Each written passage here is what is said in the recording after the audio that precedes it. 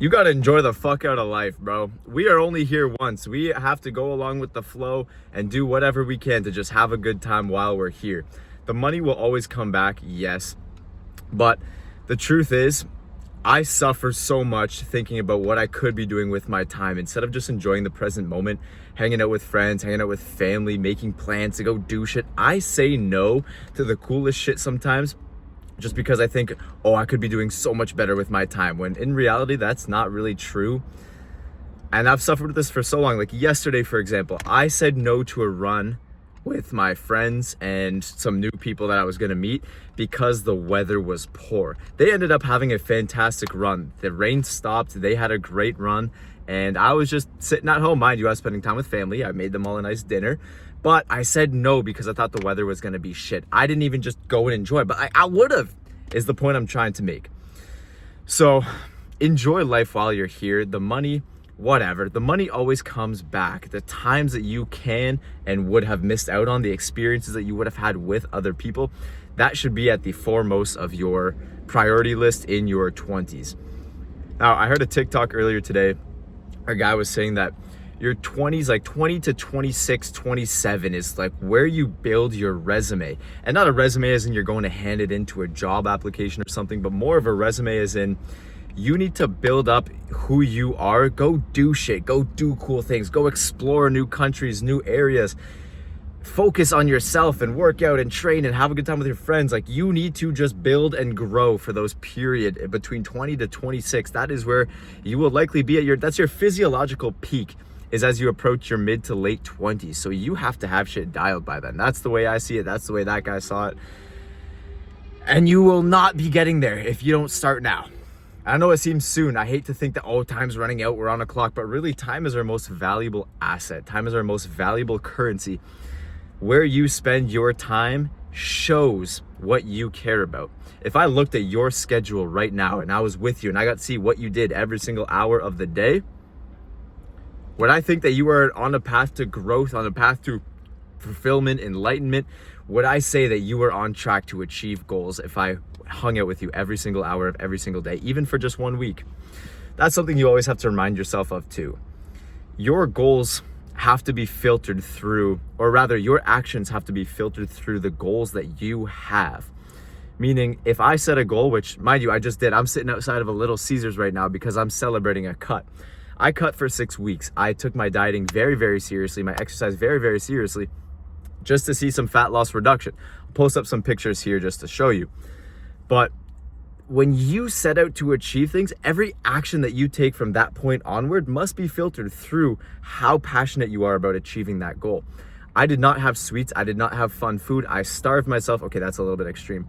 But I ate in such a deficit where I was hungry a lot of the time. And yes, it was uncomfortable, but the goal mattered way more than this temporary discomfort. The long-term goals, the end goals, that is really what matters at the end of the day.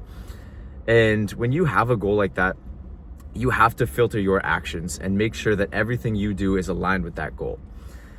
And so through doing that over and over and over again, you start to build up who you are in your 20s. Who will you be in 10 years, 5 years even? The confidence comes from the constant action and the stacking of proof that you are exactly who you say you are.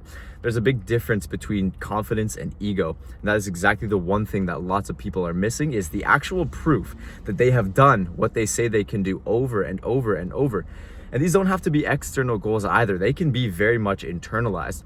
Nobody has to know about these things. It comes down to you, that inner confidence, that self-confidence, knowing that you have done it and prove it over and over and over again.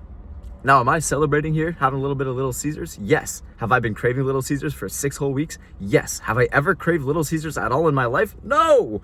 But it's just a random impulse that I decided, fuck it, I'm gonna have a couple slices because for some reason I'm craving the greasiest pizza right now. So I'm gonna go in there, I'm gonna enjoy it, and I'm not gonna feel bad about it because I'm celebrating today. I was gonna go to Krispy Kreme, but I decided that might be a little bit too much.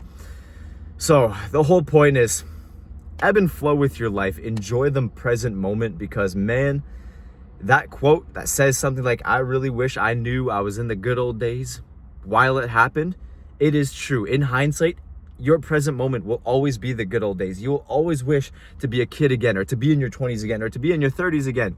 You will always wish for previous times because you experienced them, you enjoyed them. But not only that, time has passed and you've learned so many things that you now wish you knew back then.